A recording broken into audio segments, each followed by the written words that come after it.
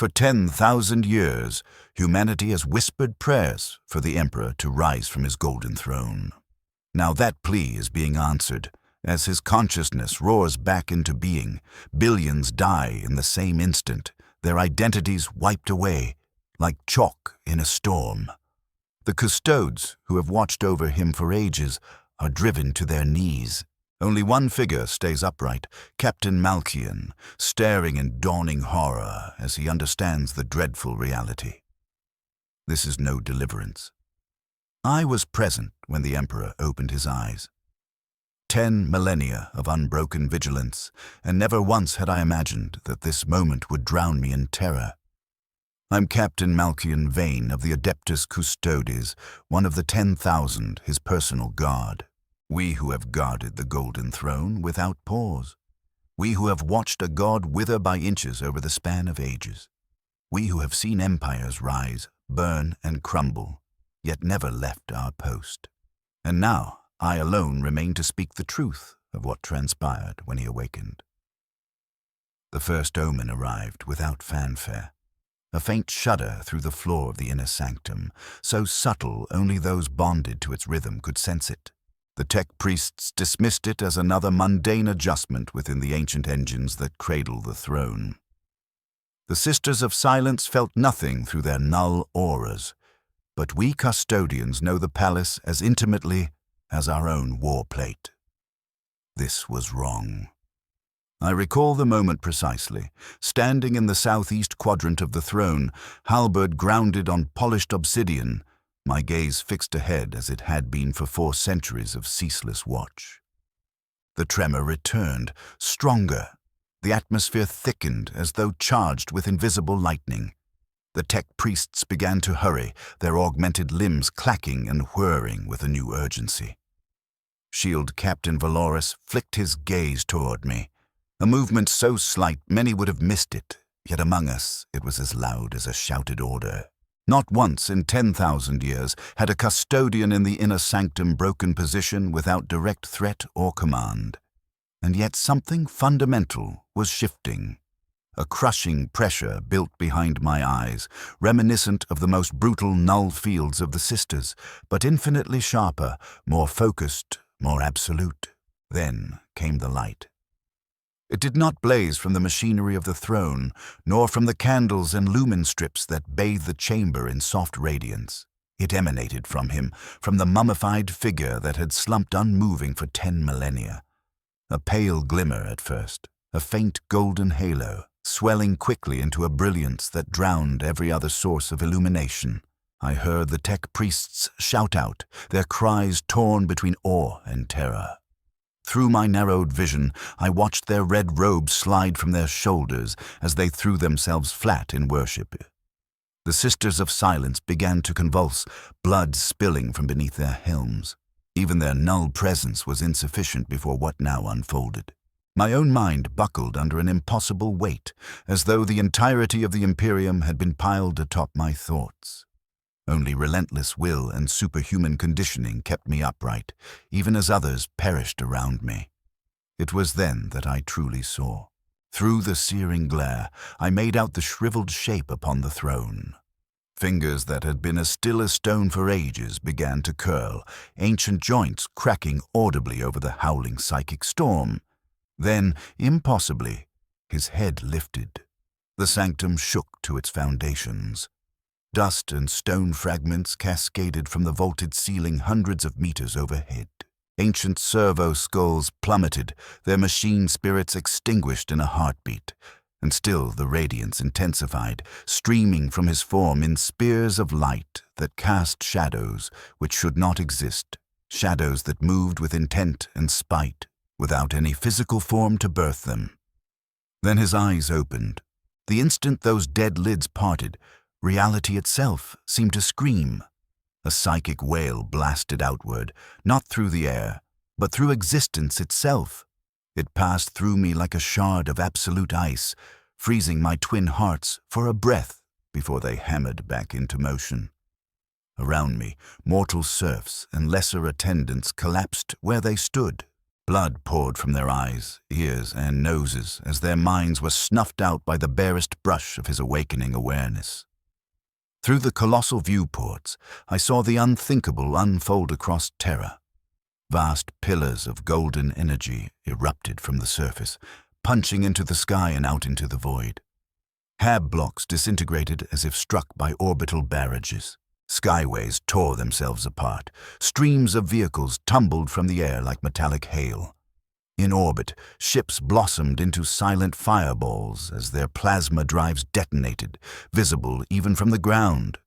Somehow, I alone among the custodes in that chamber remained standing. Why, I cannot say. Perhaps proximity to him over centuries had hardened me to a fraction of his power. Perhaps he reserved me for some purpose of his own. I do not know. I could only watch as my brothers fell, their resplendent auramite armor crashing to the stone like discarded playthings. The light in his eyes defied any mortal comparison. Even my enhanced senses recoiled. They were like twin suns that burned with cold flame, suns that cast light across thought itself. I felt that gaze dissect me, not as a warrior appraises an enemy, but as a cosmic intelligence catalogues a specimen. It sifted through my body, my mind, my soul, every memory, every doubt, every moment of hesitation laid bare. And then I understood. This was not the Emperor as we had idealized him. This was no gentle father of mankind, risen to deliver his people. He was something remade by 10,000 years of torment, by the slow rotting of his grand design, by an existence trapped between cadaver and God. This was wrath given shape. Through the agony in my skull and the crushing weight threatening to implode my being, I heard his voice, not spoken through lungs and throat, but seared directly into my consciousness. It echoed with timelessness, bearing meanings beyond any language. Malkian, it intoned, using a name I had not heard since before I became simply custodian. Bear witness to what must come. The radiance intensified again. It no longer merely poured outward. It reached, seeking. Golden tendrils of energy extended from him, slithering through the chamber and beyond, pacing effortlessly through stone, metal, and flesh. I felt them stretch across Terra, across the Sol system, across the galaxy, and wherever they passed, they weighed, judged, condemned. I sensed, rather than heard, the deaths, billions of souls extinguished in a heartbeat on Terra alone.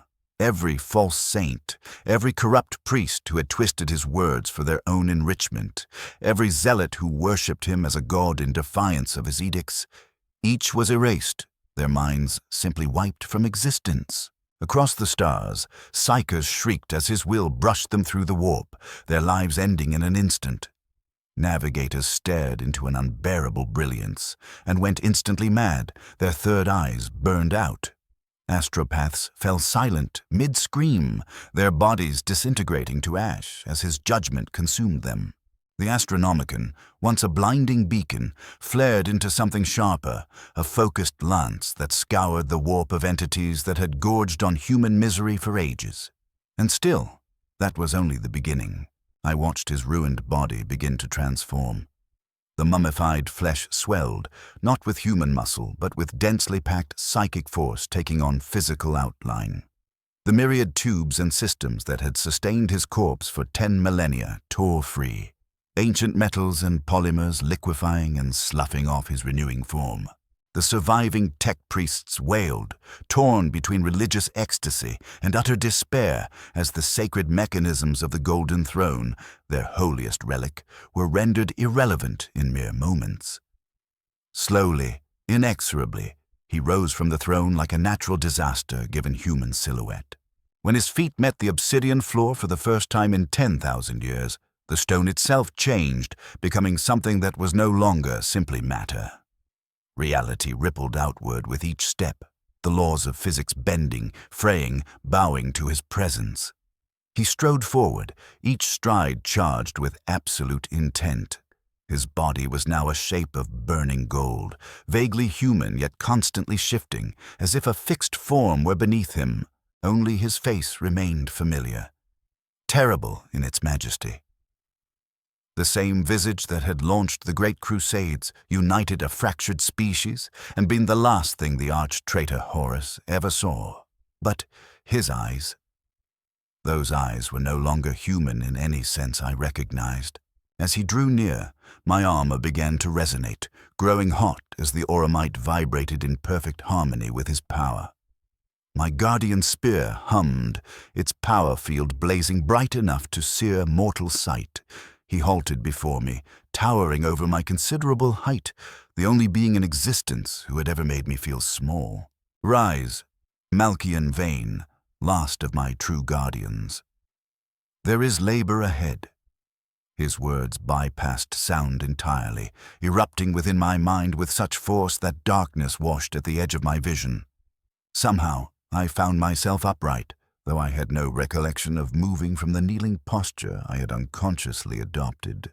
My armor responded like a living thing, lighter, more responsive, as if sanctified beyond anything mortal artisans could achieve. "Tell me, my son," he asked, "what has become of my Imperium while I lay in forced repose?" How does one answer that? How do you condense 10,000 years of rot, of corruption, of endless war, of faith warped into fanaticism, of innovation strangled by dogma, into a single report? I could not speak. I could barely think beneath the crushing focus of his attention. But I did not need to. I felt his will sifting effortlessly through my memories, plundering every moment of my long life, every lesson from every history I had studied. His displeasure grew, a cold fury that threatened to freeze the blood within my veins. They have undone all that I forged. The imperial truth discarded, reason sacrificed upon the altar of ignorance, humanity chained by the very superstition I sought to destroy. And you, my custodes, reduced to ceremonial wardens of an empty chair. I wanted to argue, to speak of survival against impossible odds, of desperate compromises made to endure. Yet in his presence, such defenses felt childish, petty excuses in the face of a universe-spanning failure. He turned from me, his awareness casting itself outward, beyond the palace, beyond terror. I sensed his consciousness brush across untold minds, some collapsing at once under his scrutiny, others twisted or elevated by it. In the warp, something vast stirred, as if the chaos gods themselves had suddenly been confronted by a predator far more terrible than they had ever conceived. "They named me a god," he said, the statement reverberating through my bones. Against my direct command, they reshaped my dream into a cult of blind faith and unthinking obedience. They birthed an empire of suffering in my name. Now they will learn what it truly means to stand before a god's judgment. In that instant, I knew what lay ahead. Not redemption. Not the glorious return so many had yearned for. This was annihilation. This was the end of all things. In his eyes, humanity had failed. The ideal of the imperial truth lay dead, smothered beneath superstition and madness. Awakened after millennia of agony, sustained only by raw will and the daily sacrifice of thousands of psychers. What remained was not the emperor of legend. Before me stood a being of pure retribution, intent on purging the galaxy of the corruption his cherished species had become. What occurs when the emperor wakes? The cosmos itself shivers, the gods recoil, and mankind finally faces the verdict it has unknowingly been begging for. And I, Malkian Vane, last faithful son of the true emperor, was left with a choice no custodian should ever confront, to serve my god or to shield humanity from him. The inner sanctum had become a mausoleum. Bodies lay where they had fallen upon the obsidian tiles, frozen in final gasps of ecstasy or terror. The air stank of blood and burnt circuitry. Through the towering armored viewports, I beheld the skylines of the imperial palace, once the most awe-inspiring sight in human history, now partially shattered. Entire sections had simply given way, as if stone and adamantium had lost the strength to endure under his presence. The Emperor moved through this ruin like a figure from pre-imperial myth, his golden radiance revealing and condemning the devastation his awakening had wrought. I followed behind him, my gene-forged body obeying orders never spoken aloud. The corridors of the inner palace that had once swarmed with supplicants, priests, and guards were now hushed, broken only by the echo of his stride and the heavy clang of my boots. We passed audience halls where the High Lords had once argued over the fate of worlds, now filled with slumped corpses at ancient tables. We walked through chapels where the faithful had knelt to worship him as a god. Golden aquilus and relic icons had melted into twisted masses of metal.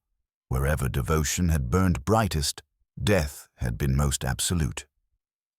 Approaching the Eternity Gate, the colossal portal dividing the inner palace from the outer, I saw the first hint of organized opposition. A formation of space marines from multiple chapters stood there, bolters raised, armor scarred by countless wars. Their helmets were removed. I could see their faces, grim, unyielding, yet haunted by fear.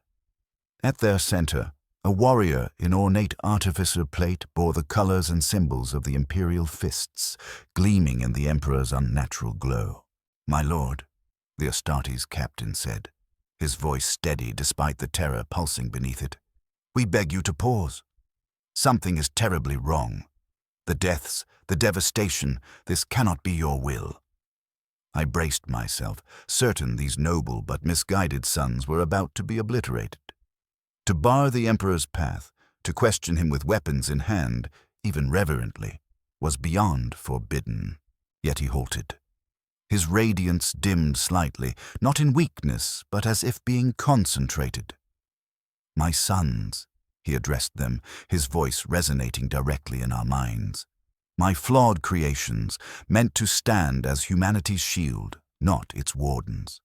See me now, and see your failure." His light intensified once more, forming a focused beam that engulfed the assembled space marines. I expected them to be burned away instantly, reduced to cinders by his fury. Instead, something infinitely worse unfolded. Their armor, their weapons, even their bodies became translucent, revealing what lay beneath the surface. I saw the rot in their gene seed, the degeneration that had crept in over 10,000 years of imperfect replication. I saw pride where duty should be, obedience without thought where discernment should stand. I saw every compromise, every retreat into dogma, every instant where they chose myth over truth. And so did they. One after another, the Astartes dropped to their knees, weapons clattering to the ground. Some sobbed openly, faces twisted in anguish as their forced revelation tore through them. Others stared blankly, their minds shattering under the weight of what they now understood. Only the captain remained standing, swaying as though battered by an unseen tempest. Tears streaked his face, yet his gaze never left the Emperor, his devotion burning even through horror. "We have failed you," he said quietly. "But we have always loved you, Father." For a heartbeat, something strange flickered across the Emperor's features, an emotion too alien or complex for me to name, gone almost before I registered it. "Love," he repeated, the word vibrating with layered harmonics. "You mistake dependency for love. What you feel is the blind clinging of a child to a parent beyond their understanding. I do not seek love from my creations. I require growth, wisdom, the will to transcend what you are engineered to be." His brilliance flared again. This time, when it struck the captain, there was no revelation, only deletion. The proud space marine, hero of uncounted campaigns, was simply gone. Not burned, not torn apart, but erased, as though reality rewrote itself around the space he had occupied. The rest followed, erased one by one, swatted from existence with the casual indifference of a man brushing away dust. I stood frozen, my thoughts staggering under the enormity of what I had witnessed. These were his own creations, his gene sons across the ages, warriors who had bled and died in his name for 10,000 years, and he had unmade them without the slightest hesitation, without a hint of mercy. Then his voice cut through my horror, intimate and terrible. "Do you dare to question my actions, Malkian?" His focus shifted fully onto me, that limitless gaze cutting through my mental defenses as if they were nothing but mist. "You question whether this is justice," he said, "whether this is truly what humanity prayed for through the long ages of my confinement." I gave no answer. I couldn't. But my thoughts betrayed me regardless. "I've walked through your mind, faithful Malchon," he continued. "I know you believe that, despite its brutality and superstition, the Imperium is the only barrier between humanity and annihilation. You believe that by tearing down the structures, however rotten, that have sustained it, I am condemning your species to oblivion." He lifted a hand, and the world folded. In an instant, the corridor before the Eternity Gate vanished. We now stood upon a towering balcony high above the outer palace. The sight that greeted us was apocalypse. Vast regions of the endless urban sprawl of terror burned or lay shattered in smoking ruins. The sky itself was scarred by unnatural storms, streaked with spears of golden lightning crashing down from clear, cloudless heavens. Through it all, I could still feel the dying, billions upon billions of souls being weighed, judged, and found wanting. "This is not annihilation, Malkian," he said. "This is metamorphosis." His voice had softened, almost gentle, but beneath it lay that same absolute authority that tolerated no dissent. "For 10,000 years, mankind has been tearing itself apart in my name. They have built an empire atop the bones of their own brothers and sisters. They have traded freedom for the illusion of safety, truth for comforting lies, the future for a glorified past. They have diminished themselves, become less than truly human, while claiming to embody humanity's pinnacle." He turned toward me, his features both awe-inspiring and terrible, the expression of a father forced to punish beloved children. "I did not shape mankind so that it might bow to me. I forged the Imperium to break humanity's chains, to free them from superstition and terror, to guide them toward an age where no gods, no emperors would be needed, a future where each life would be lived under the light of reason and compassion. Look now at what they have built in my absence." With emotion, he widened my perception. Suddenly, I was looking through the eyes of a billion souls across Terra. I witnessed obscene inequality, the teeming masses laboring in conditions barely distinguishable from slavery, while the High Lords wallowed in unimaginable luxury. I saw casual cruelty, lives discarded over trivialities. I saw superstition enthroned where science had once stood, mindless ritual where there should have been understanding. I saw a regime that preserved human bodies but destroyed everything that made those lives worth living. And then my awareness expanded beyond Terra. Hive worlds where trillions lived and died in cramped darkness, never glimpsing a true sky. Forge worlds where flesh was welded to metal, not to uplift but to control. Death worlds where children were offered up to create a handful of Astartes. An Imperium that consumed its own people to sustain itself, committing atrocities without number in the name of survival. "This is not my Imperium," he said. "This is not what I waged war to create. This is not what my sons bled and died for. This is a distortion, a cruel parody of my design." The vision dissolved, and I found myself once more on the balcony, watching Terra burn. But now, I saw something I had missed before. Amid the devastation, there were places where the golden light did not scour, but caressed. Small enclaves where people froze mid-task, their eyes widening as new understanding took root within them. Scattered individuals across the ruins moved with fresh purpose, their expressions transformed, not shattered by judgment, but illuminated by revelation. "I am not exterminating humanity, Malchon," he said. "I am preserving it. those who fashioned their lives upon lies, who worshipped a false god fashioned in my image, who fattened themselves upon the suffering of their kin, who hoarded knowledge meant to be shared, who used my name to sanctify their power, they cannot partake in what is to come. But those who sought truth despite the propaganda that smothered them, who showed compassion in a system designed to crush it, who asked why when told only obey, they will become the foundation of a new humanity, a humanity worthy of the future I once envisioned.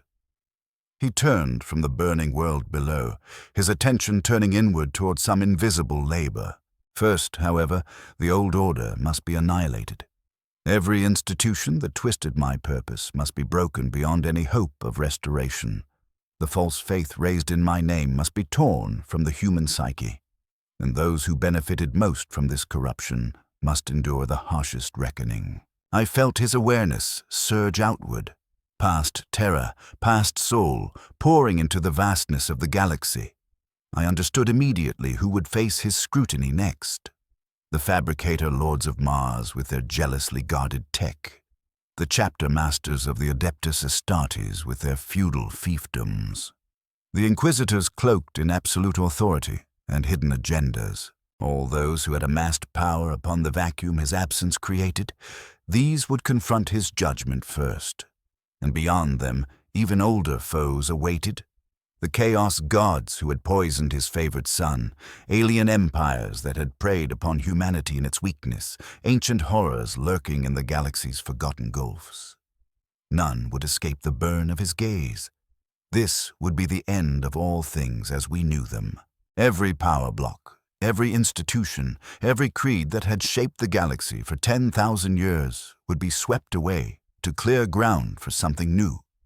Something that, I was beginning to realize, would hold no place for most of humanity as it currently existed. Standing beside the being I'd been engineered to serve, the god I had in all but name, worshipped for centuries, I felt a new presence within me. Doubt, a thought no custodian should ever entertain, formed in my soul. Is the Emperor still worthy of my service? That doubt grew as we walked through the wreckage of what had once been the greatest civilization of mankind.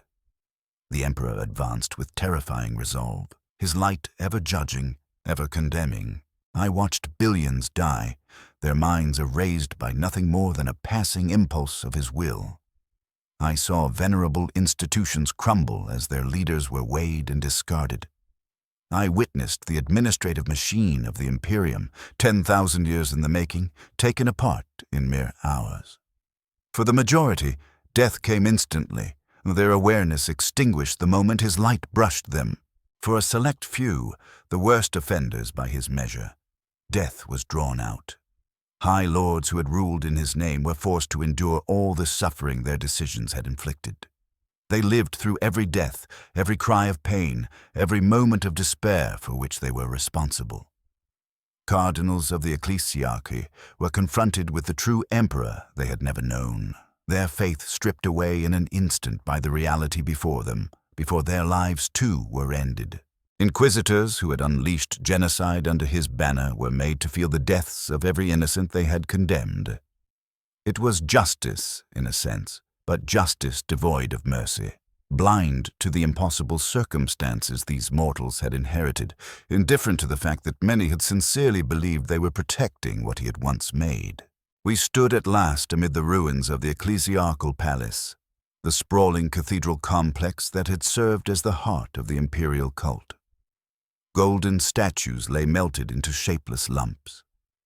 Stained glass lay shattered in glittering shards. Sacred tomes had been reduced to ash. The priests who administered here were gone, their bodies absent, as if their existence had been cleanly erased. "Why have you brought me here, my lord?" I asked at last, forcing the words past a throat clenched with awe and dread. My voice sounded small and fragile amid the devastation. His reply came not as spoken language, but as a flood of images and memories. Some dredged from my own mind, others alien and searingly vivid. I saw the birth of the imperial cult in the years following his internment on the throne. I watched the political maneuvering of those who had nurtured it, the sincere conviction of its early apostles, the solace it brought to uncounted trillions living in a universe of monsters. I saw the Horus heresy from his vantage, the betrayal of his most cherished son, the corruption of half his legions, the near ruin of all he had forged. I felt his torment as he struck Horus down. I felt his grief as his broken body was borne to the throne. I felt the instant his mortal frame failed, and his will refused to do the same, trapping him in unending agony. An eternity of watching his dream curdle into nightmare. 10,000 years of torment, Malchon, he said. 10,000 years of watching everything I built twisted into its opposite. 10,000 years of being reshaped from a man with a vision into a god without mercy. What would such an ordeal do to you, to any mind, no matter its power? For the first time since his awakening, I heard something like uncertainty in his voice. Not uncertainty in the correctness of his actions, but in what those actions said about what he had become. They made me a god, Malchon, he continued. Against my will, against everything I strove for, they raised me onto a pedestal and adored an idea of me, all while betraying every principle I embodied. And in doing so, they changed me. The devotion of trillions is a force in its own right. For 10,000 years, their faith, their prayers, their desperate cries have hammered at my mind. For 10,000 years, I have endured not only the physical torment of this broken shell, but the psychic torture of their misdirected worship. He turned to face me fully. His features were more human than at any moment since his rebirth, lined with a fatigue older than most civilizations. And now I find myself acting as the god they wanted. Condemning, unforgiving, seeing humanity not as individuals deserving compassion, but as a mass to be molded, to be judged, to be saved or destroyed at my whim. This is what they have wrought of me, Malchon. This is what I have permitted myself to become. I was struck silent. What answer could exist to such an admission from such a being? After a moment, he went on, his tone hardening, the brief vulnerability vanishing like smoke. Yet none of this alters the truth. The Imperium, as it stands, cannot be redeemed. It rests upon a bedrock of lies and terror. It perpetuates suffering on a scale that would break your mind if you could truly grasp it. It has betrayed every ideal I fought to establish. It must be completely torn down before anything of worth can rise in its place. He gestured again, and reality twisted. We now hung in orbit, gazing down upon terror from the void. The world below was changed beyond recognition. Immense swathes of its endless city had been leveled to ruin. Orbit itself was thick with wreckage, the remains of shattered warships and stations destroyed in the first moments of his return. Yet it was the warp that chilled me most. The Imperium, the roiling psychic dimension that had always been a cauldron of madness and peril, was reshaping before my senses. Vast rivers of golden energy surged through it, burning away the corruption that had defined it for eons. Demons and warp things fled in terror or were consumed outright. At the heart of this upheaval stood him. His mind reached fully into the warp, remolding it by brute force of will. I felt the panic of the Chaos Gods as their realms were breached, as stolen souls were torn from their grasp, as the rules of their existence were rewritten by a power they had thought forever bound. For the first time in 10 millennia, the ruinous powers knew fear. But the shock waves did not end with them. Across the galaxy, every creature with even the faintest psychic sensitivity felt his presence. Most human psychers had already perished in the earliest moments of his awakening, their minds too frail to endure his unleashed strength. Now I sensed the killing wave spread further, touching species that had never honored him, never even known his name. The Eldar, the remnants who had survived the birth of Slaanesh, screamed as their souls were weighed by a god not their own. The Orcs, whose crude collective will had spawned their own deities, felt those gods suddenly opposed, their power contested by something immeasurably greater. Even the tyrannid hive mind, that colossal alien intellect that had devoured countless worlds, recoiled from the golden light expanding through the warp. This was no deliverance. It was not even merely retribution. It was extinction unfolding on a galactic scale. "My lord," I said, my voice steady despite the rising horror within me, "is this truly your intention? The death of all sentient life?" He regarded me, his expression unreadable, his eyes blazing with a radiance that strained even my enhanced vision. "Not death, Malchon. Transformation. Those who merit survival will endure. Those who can adapt to a cosmos without gods, save one, without the narcotic of faith, without soothing falsehoods, they will form the bedrock of what follows." "And how many will that be, my lord?" I asked. "How many, out of the trillions now living?" He fell silent for a long span. His attention seemed anchored in the great work of remaking reality around us. "Fewer than you would desire, Malkian," he said at last. "More than you dread. But the count itself is meaningless. Quality alone matters now, not quantity. Humanity has multiplied itself into the trillions, but at what cost to the individual soul? Better a billion free minds than a trillion chained to superstition and fear. I thought of the Imperium I had known, the innumerable lives spent to sustain it, the sacrifices made, the horrors endured, all to keep humanity alive in a universe intent on its destruction. I thought of the faith that had held ordinary men and women together through existences of unending hardship. I thought of the courage of mortals who lacked my enhancements, my training, my resources, and yet still stood in defiance of the dark. And then I chose. "My lord," I said, the words emerging before I fully conscious of forming them, "I cannot permit this to continue." It was the purest treason imaginable, blasphemy beyond measure. And yet, the instant I spoke, I knew I would not take them back. His focus snapped entirely to me, golden eyes honing in with such ferocity that I felt myself begin to unravel. Heat flooded my armor, skin blistered beneath it. My thoughts howled under the crushing force of his scrutiny. "You would oppose me, Malchon? You, crafted for the sole purpose of serving me. You, who have seen firsthand how everything I wrought has been polluted, would stand in defense of this grotesque parody they call my Imperium." In spite of the agony, in spite of the certainty that this would mean my death, I did not waver. "I would defend humanity, my lord," I answered. "The humanity that exists. Not the perfected humanity you wish already did. The humanity that has survived 10,000 years of nightmare through faith, sacrifice, and courage.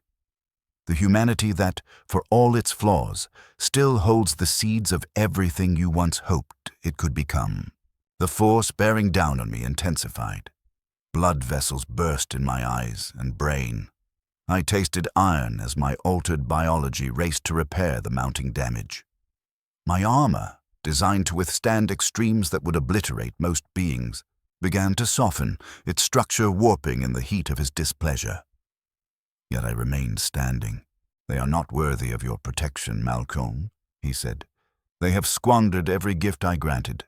They have erected an empire of torment atop the corpse of my dream. They bent their knees to me as a god, while betraying everything I truly represented. I forced myself to meet his gaze, though it felt like staring into twin suns. They are human, my lord. Flawed, afraid, limited in their understanding, but they endured. While you slept, they faced horrors beyond count and yet clung to existence. They deserve better than to be erased by the very being to whom they have prayed for 10 millennia. For a heartbeat, something moved behind his eyes. Perhaps doubt, perhaps a glimmer of recognition. The pressure lessened by a fraction. "And what would you have me do then, my steadfast Malcolm?" he asked. "Return to the Golden Throne. Resume my endless imprisonment while the Imperium decays further. Accept worship from trillions while watching them continue to butcher one another in my name." I had no ready answer. What could I offer a being of such staggering power and knowledge? What compromise could possibly reconcile his vision of humanity's potential with the grim truth of what humanity had become? Then, unsummoned, a memory surfaced. Not mine, but his, shared with me through the link our confrontation had forged. The Emperor, as he had been during the Great Crusade, standing before the panoramic viewport of his flagship, gazing upon a newly compliant human world, brought into the fold not through extermination, but through negotiation, reason, and a shared aspiration for a better future. I felt his pride in that moment, his fierce hope for what his species might someday be. And beneath it, something I had not expected from the being who had just consigned billions to oblivion: love. A deep, earnest love for the species to which he had dedicated his existence, guiding, sheltering, elevating it. "My lord," I said slowly, the words dragged from me through the pain still gnawing at my nerves. "You once believed in humanity's capacity to grow beyond its flaws. You once had patience for their slow, uneven climb toward what you knew they could become. Has that belief vanished, or have you merely lost the compassion that once tempered your judgment?" The pressure surged anew, and I felt myself lifted from the unseen surface beneath my boots. My armor groaned as invisible forces sought to crush it inward. "Compassion," he roared, the single word crashing through the warp itself. "For 10,000 years, I have watched them butcher one another in my name. I have seen them burn seekers of knowledge, torment those who question dogma, sacrifice their own offspring to placate a God who never answered. And you dare to speak to me of compassion? Even as my vision swam, even as I accepted that these might be my final moments, I refused to retreat. Despite the agony, despite the inevitability of my death, I pressed on. "Yes, my lord. Compassion," I answered. "The virtue you once prized above all. The thing that set you apart from the tyrants who ruled before you. The reason your Imperium was ever worth bleeding for." He kept me hanging there for what felt like an age, his will holding me suspended as his mind dug through my thoughts, searching for lies, for weakness, for any flaw that might justify erasing me. All the while, his power continued to roll outward across the stars, measuring, condemning, reshaping. At last, he lowered me to the ground. The crushing force lessened, though it never fully vanished. My armor was wrecked, the once bright auramite blackened and twisted by a heat no weapon could have produced. Beneath it, my flesh was charred, though my enhanced biology had already begun to knit it back together. "You truly believe they are worth saving, Malchon?" he asked. "This Imperium that has betrayed everything I intended? These humans who worship me as a god while ignoring everything I taught them?" I forced myself upright despite the pain, lifting my gaze to meet his as much as I dared. "I believe that within the trillions you would condemn, there are countless individuals who still embody what you once saw in humanity," I said. "Courage, compassion, the desire to better themselves and their world. They are few, yes, they have always been few, but they exist, and they deserve a chance to build something new out of the ruins of what has failed." He made no reply for a long while. I could feel his focus split, part on me, part still devoted to the colossal work of rewriting reality. When at last he spoke, his tone was quieter, and the oppressive weight of his presence had eased a fraction. "What would you have me do then, Malchon?" he asked. "What alternative do you offer to the judgment I have begun?" I chose my answer with care, knowing that entire civilizations stood upon the edge of what I said next. "Lead them, my lord," I said, "not as an uncaring god hurling death from above, but as you once did, as a ruler. Show them the road to the future you envisioned. Correct their errors. Punish those who twisted your name for their own gain. Yes, but give humanity the chance to learn, to change, to become worthy of the potential you saw in them." His expression was impossible to read, his thoughts utterly beyond me. Around us, the warp's transformation continued, but I sensed it slowing slightly, as if he had redirected some portion of his will toward this conversation. You ask me to show patience to a species that has had 10,000 years to learn from its failures and has only multiplied them, he said. You ask me to shepherd those who have demonstrated that they cannot even uphold the foundations I laid. Yes, my lord, I replied, because that is who you were. Not a god of wrath, but a teacher, a father who understood that growth demands time, error, and forgiveness. He turned from me, his gaze casting outward over the galaxy laid bare before him. I felt his awareness brushing distant stars, distant minds, testing, weighing, judging the worth of civilizations that had risen and fallen during his long imprisonment. Perhaps, he said at last, there is wisdom in what you say, Malkian. Perhaps my judgment has been swift, colored by 10,000 years of pain and of watching my work corrupted. Perhaps there is another path.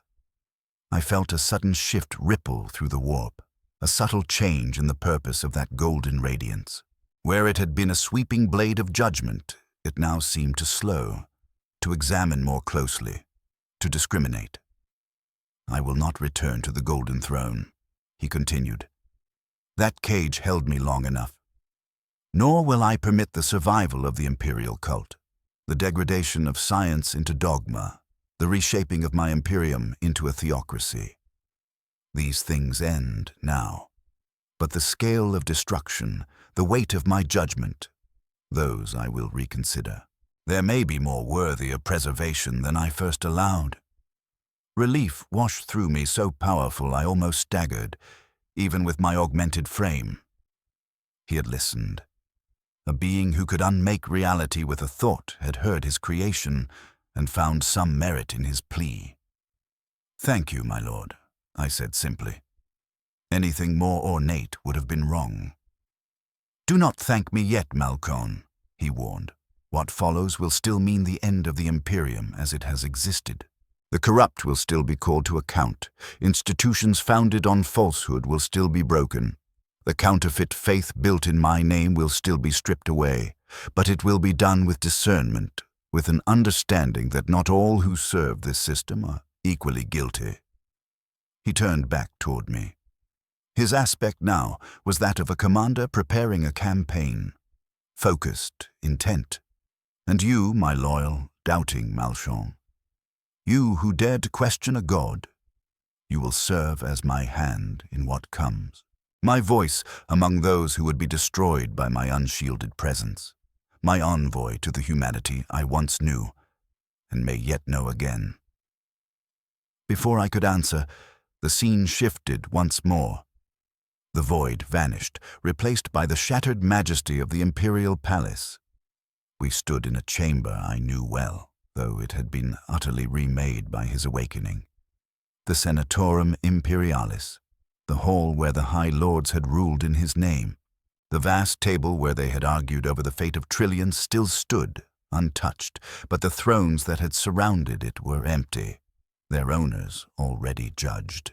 Here is where we begin the Reformation, he said, moving to the head of the table and motioning for me to sit at his right hand.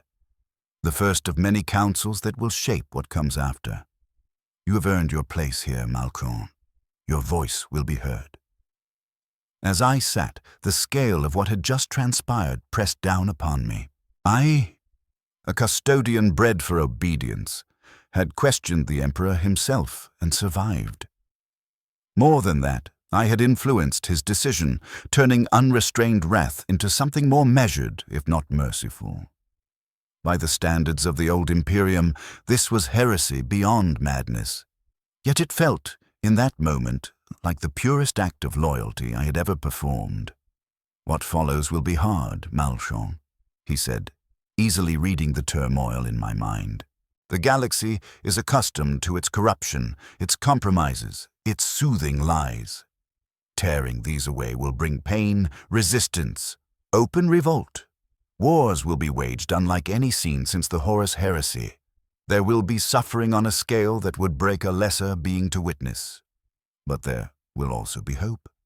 a chance for humanity to become what it was always meant to be, free of blind faith, free of the predations of chaos and Xenos alike, free to grow into its psychic destiny without the rot that has always accompanied it. He leaned forward, the light in his eyes now one of resolve rather than condemnation. This is our task, Malchon. Not the annihilation of humanity, but its rebirth. Are you ready for what that demands? I thought of the Imperium I had known, its brutality and its kindness, its horrors and its small acts of grace. I thought of the uncounted trillions whose lives would be reshaped by what was to come, of the beliefs and structures that would be torn away, leaving humanity adrift in a remade cosmos. And I also thought of the promise that had always glimmered within our species, the potential the Emperor had once seen so clearly, the vision of a future in which mankind would rise beyond its primitive fears to become something truly transcendent, a future that, impossibly, might still be within reach. "I am ready, my lord," I said, my voice steady with newfound purpose. "For humanity, for the future, for the Imperium that might yet be." He inclined his head, satisfied, and as his attention turned back to the vast labor of reshaping human destiny, I finally understood the true answer to the question that had begun this journey. What happens when the Emperor wakes? Everything is altered. The galaxy shudders, the gods tremble, and humanity stands not before an ending, but on the threshold of a beginning. Whether that beginning leads to oblivion or apotheosis remains uncertain. But I, Malkian Vane, last loyal son of the true Emperor, will be there to witness it, and perhaps to guide it. The work started at once. There were no proclamations, no grand broadcasts announcing his return. None were needed when his presence rippled through every psychic mind in existence. Instead, there was direction, purpose, the slow turning of a colossus that had spent 10,000 years rotting in place. His judgments continued, but now they cut like a surgeon's blade rather than a scythe. The uppermost tiers of imperial authority were the first to stand before his scrutiny. Those who had twisted his vision for personal gain, who had exploited their power and fed upon the suffering of others, these were removed without pity, not simply erased as before, but punished in ways uniquely suited to their crimes, their minds reshaped to grasp the true magnitude of their sins. Others, who had genuinely tried to protect humanity despite the system's rot, were spared, and some were elevated. Their intellects expanded, their understanding broadened to encompass what lay ahead. I watched as he remade Terra, the cradle of humanity, once more into a symbol of what our species could achieve. The infinite hive cities, home to billions living in filth and ignorance, were not obliterated but remade, open to light and air for the first time in millennia. Factories that had choked the atmosphere with poison for 10,000 years were reconsecrated, their machine spirits replaced or reforged through technologies long buried in the vaults of Mars. Mars itself trembled at his return, its populace of tech priests split between those who embraced the chance to rediscover true innovation and those who clung to empty ritual. The latter were condemned, their hoarded secrets stripped from their minds before their consciousness was extinguished. The former were transformed, their augmetics refined beyond their dreams, their thoughts freed from the ossified doctrines that had strangled progress. Technologies once locked away as too sacred or too dangerous were dragged into the light. Some were indeed too tainted by chaos or the void to ever be used safely, and these were destroyed. But many others, devices and sciences that could have eased the suffering of trillions and advanced humanity by epochs, were finally deployed. Within months, the Sol system was unrecognizable. Ships that had taken years to cross between stars now did so in weeks. Communication that had depended on the agonizing labor of astropaths now happened instantly across unimaginable distances. Worlds that had been helplessly dependent upon Terra became self-sufficient. Through it all, I served as his intermediary, his voice to those who could not survive his direct gaze. I journeyed from world to world, carrying his decree of transformation, watching the old order come apart and the new one grow in its place. Some peoples welcomed this with joy, seeing in it the fulfillment of half-understood prophecies. Others fought bitterly to retain the comfortable corruption of the old Imperium, preferring known misery to uncertain change. The Adeptus Astartes, who survived his first judgment, found themselves split. Certain chapters embraced the return of their gene progenitor, accepting with humility the corrections he imposed upon the flaws that had crept into their doctrines. Others rebelled, unable to reconcile his new direction with 10,000 years of tradition. These were not annihilated, but isolated, confined to regions of space where they could cling to old ways without obstructing humanity's broader evolution. The imperial cult proved the hardest edifice to dismantle. For uncounted billions, faith in the God Emperor had been the only constant amidst terror and deprivation. To be told that this faith was misplaced, that the one they worshipped rejected their devotion, broke many. Here, the Emperor showed a mercy I had not expected. Instead of ripping that faith away, he reshaped it. The rituals remained, but their purpose shifted. Prayers once offered to him became reflections on human potential. Cathedrals became places of learning and community, centers where newly stabilized psychic gifts could be trained and understood. As his influence calmed the warp, more and more humans were born with psychic ability. These institutions became the crucibles in which they were guided rather than feared. And while this transformation unfolded, humanity's foes did not sit idle. Chaos, though driven back, regrouped in the warp's dark corners. Their gods diminished, but not yet unmade. Alien powers that had preyed upon imperial worlds watched this reordering with a mix of dread and opportunism. Some reached out for alliances, others sharpened their knives, eager to strike while the Imperium was in flux. I found myself standing upon the command deck of a vessel unlike any that had flown before. It did not ride the warp, but slipped through folds of real space itself, powered by relics of the dark age of technology, refined by the Emperor's own insight. Through the view screen, I saw a world that had once been a battlefield between the Imperium and Hive Fleet Behemoth, now a dead, scoured rock. The Emperor stood beside me, his radiance still present but contained, his vast power now channeled into deliberate acts rather than uncontrolled shock waves. Around us, former tech priests, freed from chains of dogma, managed systems beyond my understanding. "This world will live again, Malcolm," he said, his voice carrying the same blend of certainty and vision that had once unified humanity. "Watch." He extended a hand toward the display, and I felt a surge of power unlike anything since his awakening. The barren surface shimmered as though seen through heat haze. Then, impossibly, color began to bloom across its crust, green spreading like spilled ink, oceans gathering where there had only been dust. A dead world drawing breath once more. "This is only the first," he said as the transformation settled. "One world among millions that will be reborn. The Imperium consumed its worlds. Malkian, stripping them, poisoning them, sacrificing them for momentary advantage. That ends now. Humanity will learn to cultivate, not devour. To live in balance with the cosmos, not in unending war against it." I watched, transfixed, as life raced across the planet's surface in accelerated time, guided by sciences and powers I could not hope to fully grasp. This was not the Emperor of the old legends, the conqueror who had battered terror into unity before marching to the stars.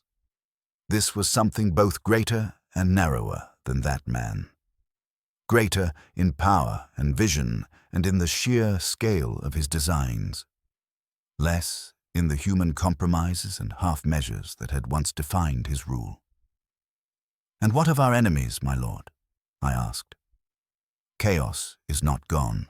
The Tyranids continue their advance. The Necrons rise from their tombs. Even as we rebuild, they will be preparing to tear it all down. He turned to regard me, his expression contemplative, his eyes holding depths that seemed to predate the galaxy itself. Humanity's foremost enemy has always been itself. Malkian, he said, its fear, its ignorance, its eagerness to trade freedom for security, truth for comfort. Address those flaws, and the threats beyond become manageable. With another gesture, the view screen shifted, showing battles across the stars. Space Marines fighting alongside Eldar against demons. Human colonists sharing a world with the Tau. Distinct cultures, yet cooperating. Then, more astonishing still, Necron nobles bargaining with human leaders, ancient foes finding shared interest in the face of deeper dangers. Not every xeno-species needs to be exterminated, he said. Some may be allies, others simply another form of life with its own claim to existence. The future I seek is one in which humanity is secure enough in itself to coexist with those who are different rather than reflexively destroying them. By the dogma of the Imperium I had served, these words were blasphemy. Xenophobia was woven into its very fabric, justified by centuries of real threats and trauma. Yet I could not deny the logic in his vision. In a universe filled with enemies, useful allies, of any species, were precious. And what of the greatest danger? I asked. The reason you forged the Imperium in the first place, the psychic awakening of humanity and the vulnerability to chaos that comes with it? His expression hardened slightly, the glow around him brightening. That peril remains, and it is more acute than ever. Humanity stands at the edge of its psychic evolution. With each generation, more psychers are born. Without guidance and defense, they are open doors for the warp's predators. The beings you call chaos gods would use them as gateways into real space, as they have done so many times before. He faced me fully, his presence filling my mind. This is why I cannot simply withdraw, Malcolm. Why the Imperium, even in its twisted state, was necessary. Humanity needs guardianship during this fragile phase. It needs a shepherd to lead it along this perilous psychic path. It needs me. There was a note of humility in those last words that caught me off guard. For all his might, for all he had already reshaped, he understood that victory was not inevitable. Humanity's course was not assured. The threats were real, the odds uncertain. Even with him, failure was possible. And that, I realized, was the core difference between the Emperor who stood beside me and the God-Emperor humanity had worshipped. The god of the imperial cult was infallible, omnipotent, a simple answer to every question. The true emperor was far more complex, a being of astonishing power and wisdom, yes, but one who understood that the future was unwritten, that choices mattered, that he himself could err. I will continue to serve, my lord, I said, feeling the weight of that vow settle over me anew. For as long as I am needed, for as long as humanity requires guidance. He placed a hand upon my shoulder. Energy surged through me, restoring strength I had not realized I had lost. Your service is only beginning, Malcolm, he said. The reshaping of the Imperium, the rebirth of worlds, the redefinition of humanity's place in the galaxy, these are merely the first steps of a journey that will span ages. There will be setbacks, there will be failures, there will be moments when all we have wrought seems ready to crumble. His gaze sharpened, fixed not on me but on futures I could not see. But there will also be victories beyond imagining. Discoveries that redefine humanity, achievements that break the chains of flesh and time, a species freed from fear and ignorance at last, ready to claim its true place in the cosmos. He turned back to the display, to the once dead world now blazing with renewed life. That is what it means when the Emperor wakes, Malchon, he said. Not the ending you once feared, but the beginning of what should always have been. I stood at his side, watching as this new future unfolded, one world at a time. I knew the road ahead would be brutal, the obstacles immense, But the march had begun. The true Imperium, the one he had always meant to build, was finally taking its first uncertain steps. What happens when the Emperor wakes? Everything shifts. Certainty dies. The future is unwritten. But for the first time in 10,000 years, humanity knows real hope. Not the hollow hope of salvation through worship. Not the desperate hope of mere survival. But the authentic hope of becoming something greater than we have been, of realizing the potential that has always burned within us, of forging a tomorrow worthy of the sacrifices that carried us through the long night. The Emperor is awake. The transformation has begun. And I, Malkian Vane, will stand witness to whatever follows.